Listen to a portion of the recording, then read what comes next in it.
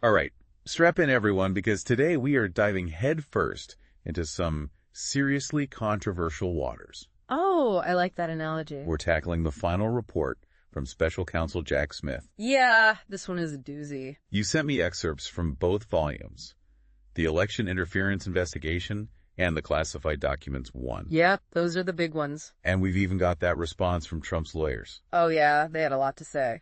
You know, I gotta say, it's not every day we get to break down a special counsel report about a president. Especially one who was just reelected. It's like, where do you even start? It's unprecedented, right? You got it. This is totally uncharted territory, legally and politically. Okay, so you sent over excerpts focusing on the election interference investigation, volume 1 of the report. Right. Let's unpack that one first. Where do we even begin with this thing? Well, I think the charges themselves are a good place to start. Okay, to the charges. Yeah, so Smith was appointed back in 2022. Right after January 6th. To look into whether Trump broke the law trying to overturn the 2020 election. So, was he trying to actually steal the election? Well, that was the question, wasn't it? And get this, in 2023, a grand jury actually indicted him. Whoa, hold on. Indicted? Indicted, yeah, on 4 felony charges. Okay, 4 felony charges, and we're talking about a former president here. A former president who, at the time, was running for re-election. Which is just bonkers. I mean, where's the historical precedent for this? There really isn't any. This is totally unprecedented in American history. And we're not talking about some minor charges, right? Yo, these are some serious allegations. Lay it on me. What are the charges? Okay, so first up, you've got conspiracy to defraud the United States. Conspiracy to defraud the U.S., that's a mouthful. It is, but basically it means Smith believes Trump was part of a plan to obstruct a lawful government function. So, the peaceful transfer of power after an election. Exactly. That's a cornerstone of our democracy. Okay, that's one. Conspiracy to defraud the U.S. Then you have conspiracy to obstruct an official proceeding. Which is about? Specifically about Trump's efforts to interfere with Congress's certification of the Electoral College vote on January 6th. Okay, so 2 conspiracy charges right off the bat. It gets more complicated from there, believe it or not. Oh boy. All right, what are the other 2? So the third one is a little more straightforward. Obstruction of an official proceeding. Obstruction, so actually doing something to block that process. Yes, this one focuses on the concrete actions Trump took to directly mess with that January 6th certification process. Got it. And the final charge? Well, the fourth charge is conspiracy against rights. Conspiracy against rights. What does that even mean? It means Smith believes Trump was part of a plot to actually deprive voters of their right to have their votes counted fairly. Wow. Okay, that's a lot to unpack. It's a lot, and we're just getting started. Let me just recap this. Conspiracy to defraud the U.S., conspiracy to obstruct an official proceeding, straight up obstruction, and then conspiracy against rights. That's it. You got it. Smith is not messing around here. Definitely not. But what kind of evidence did he find to back all this up? What's in this report that made him go this far? Well, that's where things get really juicy. The report goes deep on Trump's pressure campaign. Oh yeah, the pressure campaign. Especially targeting state officials in the states Biden won. Trying to get them to overturn the results. Essentially, remember that infamous phone call with Georgia's Secretary of State? Do I? Find me 11,780 votes, right? That's the one. A moment for the history books. That one's seared into my memory. Right. And that call, along with others detailed in the report, paints a pretty clear picture of Trump trying to use his influence to change the outcome of the election. And it wasn't just phone calls, right? What about those fraudulent electors we keep hearing about? Yes, the fake elector scheme. It sounds like something out of a movie. It does, doesn't it? So what was the deal with that? Well, the report lays out how Trump and his allies tried to put forward these fake electors. In states he lost, right? Exactly. Hoping to swing the Electoral College in his favor. It was a long shot, to say the least. A very long shot. And a legally dubious one. And then there was the whole thing with the Justice Department. Oh, right. That's another big piece of the puzzle. Trying to get them to investigate his claims of election fraud, even though there was no evidence. That's what the report alleges, yeah. Essentially weaponizing the Justice Department to support his claims. So he's trying to use the institutions meant to protect our democracy. To undermine it, yeah. That's a scary thought. It is, and of course, we can't forget about the pressure on Vice President Pence. The pressure to overturn the election results on January 6th. That's the one. The pressure was relentless, according to the report, and it was a central part of the whole plan. Of course, Pence ultimately refused to do it. He did, much to Trump's dismay, but the pressure was there. And then, of course, all of this leads up to January 6th. the day that will forever be etched in our collective memory. How does the report connect all of these dots? Trump's actions and that fateful day. Well, for one thing, it points to specific instances where Trump delayed taking action to stop the attack. While it was happening. While it was happening, yeah, even as members of his own party were begging him to intervene. That's chilling. It is. And then there's that tweet, the one where he told the rioters, "We love you. You're very special." Yeah, not exactly the message you'd expect from a president who's supposed to be upholding the law. Not at all. And the report argues that Trump's actions, or lack thereof, during those crucial hours, along with his ongoing support for the January 6th rioters, even today, speaks volumes about his intent. So basically everything from those pressure campaigns to his behavior on January 6th, it all adds up to a pattern of criminal behavior. That's Smith's argument, and it's a bold one. I can already hear people asking, why not go further? Why not charge Trump with insurrection? That's a good question, and the report actually addresses that head on. Oh, it does? Yeah, Smith felt that the existing charges were the most legally sound, given the evidence they had. Okay, so he's playing it strategically, going with the charges he thinks he can actually win on. That's a good way to put it. And it's worth noting that the report also goes into some detail about why these charges are justified, even when you consider the First Amendment. Right, because Trump's argument has always been that he was just exercising his right to free speech, even if some of his claims about the election were false. Exactly, that's the defense. But the report argues that free speech doesn't give you a free pass to commit crimes.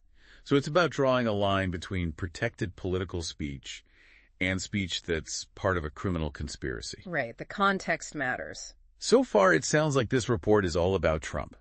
But does it hint at anyone else being involved in this alleged conspiracy? It does. Even with the redactions, the report suggests that Trump wasn't acting alone.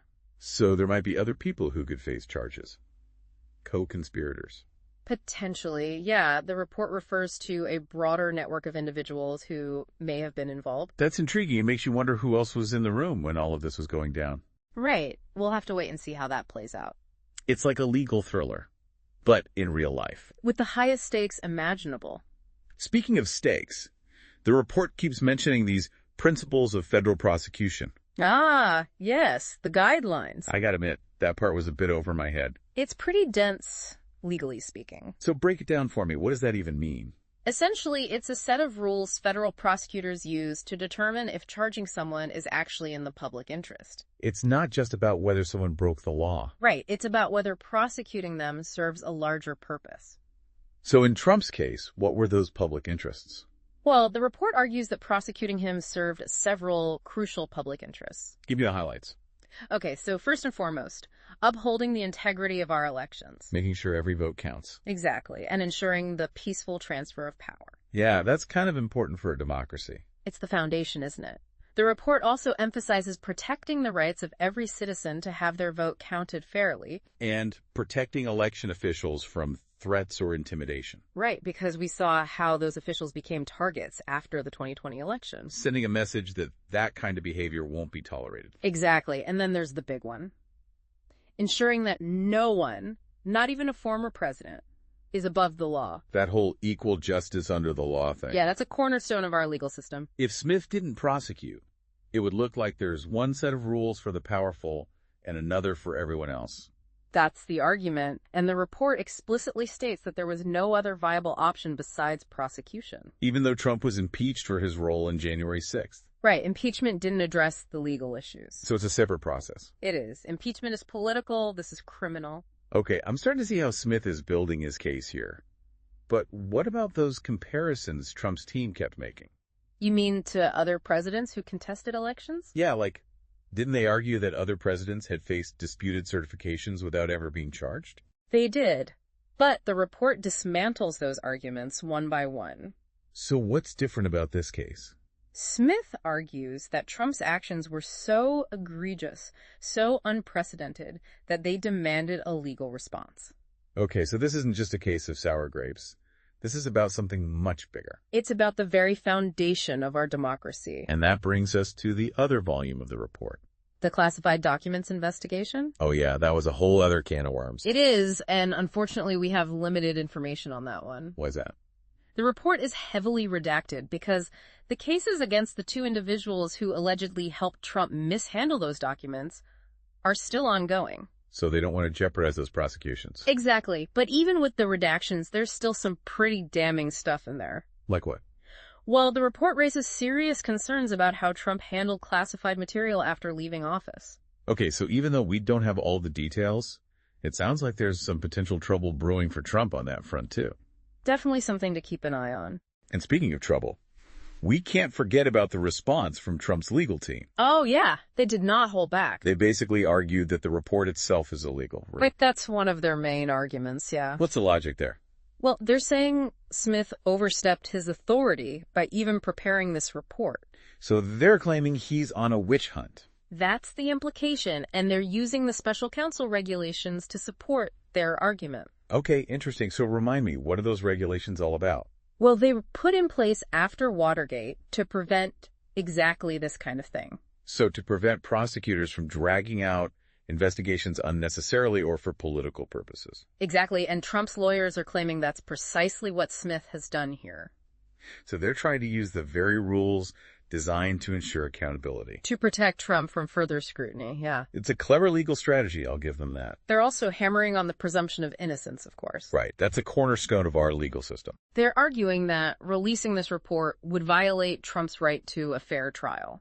Which is a valid point. I mean, everyone deserves a fair trial, but the public also has a right to know what the special counsel found, right? Yeah, it's the dilemma, isn't it? Transparency versus fairness. Yeah. It's a tough balance. And the Attorney General is the one who has to decide how to handle this. Release the full report, redact it, or keep it under wraps. It's a big decision. With huge consequences, no matter which way he goes. And, Trump's lawyers didn't stop there. They also attacked Smith's credibility. They did. They questioned his motives and accused him of political bias. Basically saying he's out to get Trump no matter what. That's the gist of it, yeah. So it's a classic he said, she said situation, but with a mountain of evidence and legal arguments on both sides. It's a lot to sift through, that's for sure. Okay, so we've got this bombshell report from Smith, this fiery response from Trump's lawyers, and a whole lot of unanswered questions. And we haven't even gotten to the classified documents investigation yet. Oh man, we're just getting started. Buckle up, it's going to be a wild ride.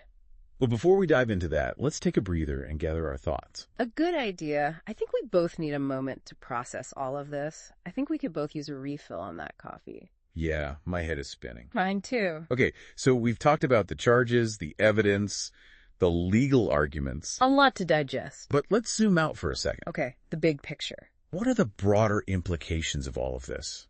Like, for future investigations into presidents. Ah, the million-dollar question. Does this make things easier or harder for prosecutors going forward? Well, it's a double-edged sword, isn't it? How so? On the one hand, the fact that a former president was actually indicted. And that the case got as far as it did. Right, that could signal a new era of accountability. So, a win for the idea that no one is above the law. Maybe prosecutors might be emboldened to go after powerful figures, knowing that it's not impossible to get an indictment. But then there's that Supreme Court ruling on presidential immunity. Yes, that complicates things. Could that have a chilling effect on future investigations? It could. Prosecutors might be more hesitant to take on these cases. Knowing they'll face an uphill battle, especially if they're dealing with the president's actions while in office? Exactly. It creates a lot of uncertainty. And then there's the public trust issue. This case has been so divisive. It's been incredibly polarizing, with people on both sides digging in their heels. And this report probably won't help, right? It'll just fuel the fire. It might. Each side will find evidence to support their existing views. So how do we even begin to bridge that divide? That's the challenge, isn't it? This case has also forced us to grapple with some big questions about the balance of power. The limits of presidential power and how we hold presidents accountable. Impeachment didn't really work here. Not effectively, no. And now we have this somewhat vague Supreme Court ruling on immunity. It's left a lot of gray areas. It makes you wonder if this whole episode will ultimately weaken those checks and balances or maybe strengthen them. By setting a precedent that even presidents can be held accountable. Right. It's a tough one to call. This is a debate that will continue for years to come. Okay, so we've got these big picture questions swirling around. Huge implications for the future of our democracy. But let's zoom back in on the report itself for a moment. Okay, back to the details. I was really struck by how much it reveals about the behind-the-scenes maneuvering of this investigation. It's fascinating, isn't it? Like a glimpse into how the sausage is made.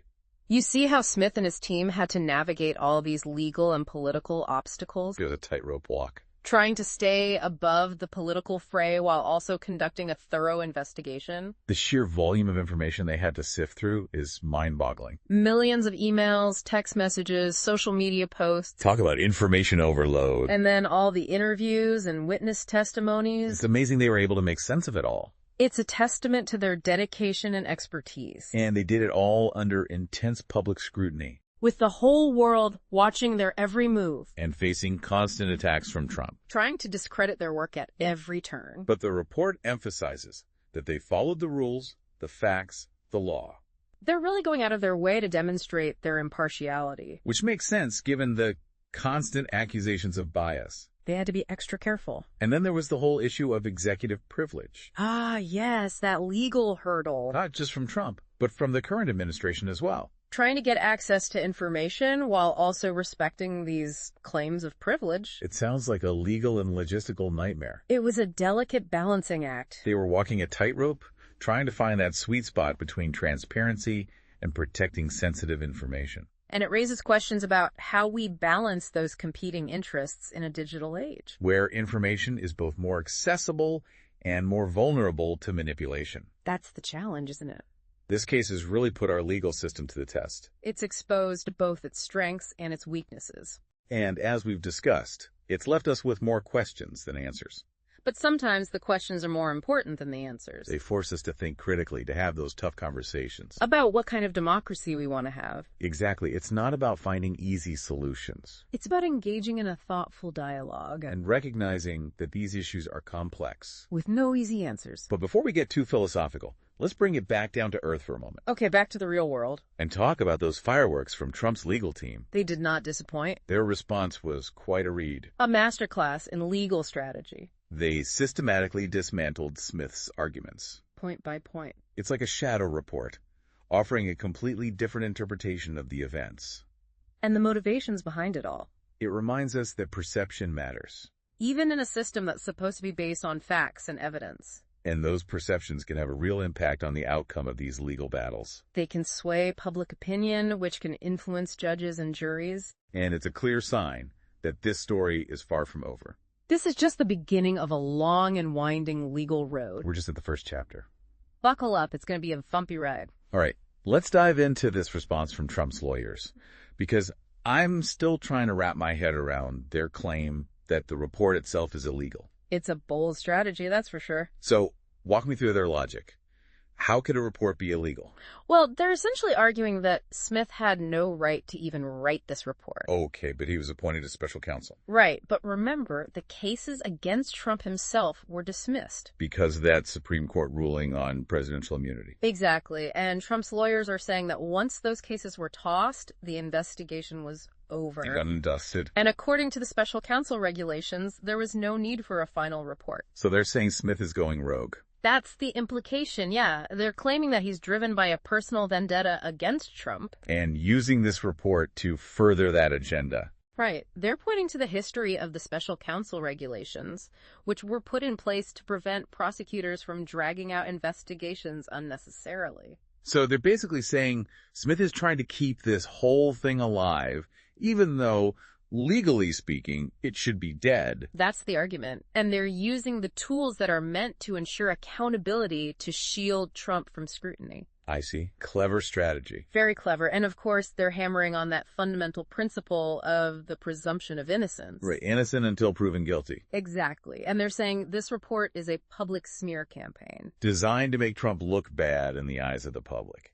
Even though he hasn't been convicted of anything. So they're saying that releasing the report would violate his right to a fair trial. That's their argument, yeah. And it's a tough one, isn't it? It is. I mean, on the one hand, we have the public's right to know. Transparency is crucial, especially in a case like this. But on the other hand, we have to protect the defendant's right to a fair trial. It's a delicate balance. So how do we reconcile those two things? That's the million-dollar question.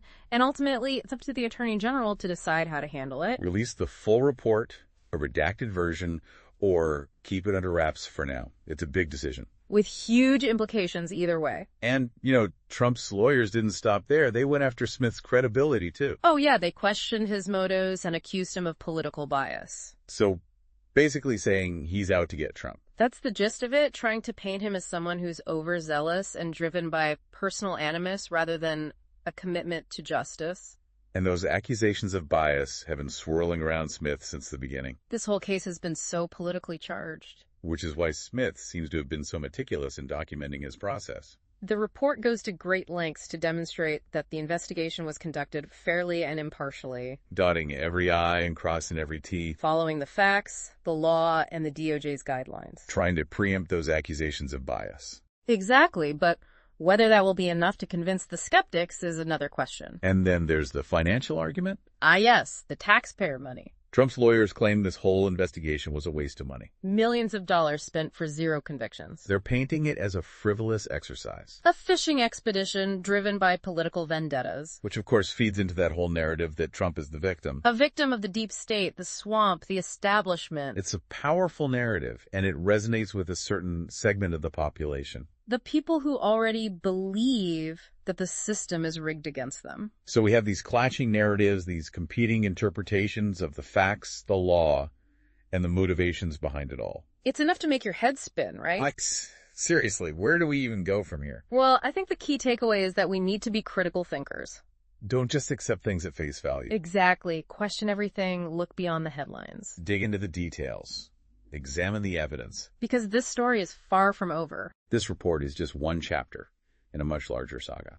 And the way it unfolds will depend on the choices we make. As individuals and as a society. So we've covered a lot of ground today. We've explored the charges, the evidence, the legal arguments, and the political maneuvering. This case is a tangled web, but we've tried to unravel it as best we can. And hopefully, this deep dive has given our listeners a better understanding of what's at stake. Because ultimately, this is about more than just one man or one election. It's about the future of our democracy. And the values we want to uphold. The rule of law, the peaceful transfer of power, and the idea that no one is above the law. Big questions, no easy answers. But questions worth asking. Absolutely. So on that note, I think we'll leave our listeners to ponder those weighty questions. And maybe even do a little digging of their own. Because that's what it's all about, right? Asking questions, seeking knowledge, and never taking anything for granted. Couldn't have said it better myself. Well, thanks for joining me on this deep dive. It's been a wild ride. The pleasure was all mine. Until next time.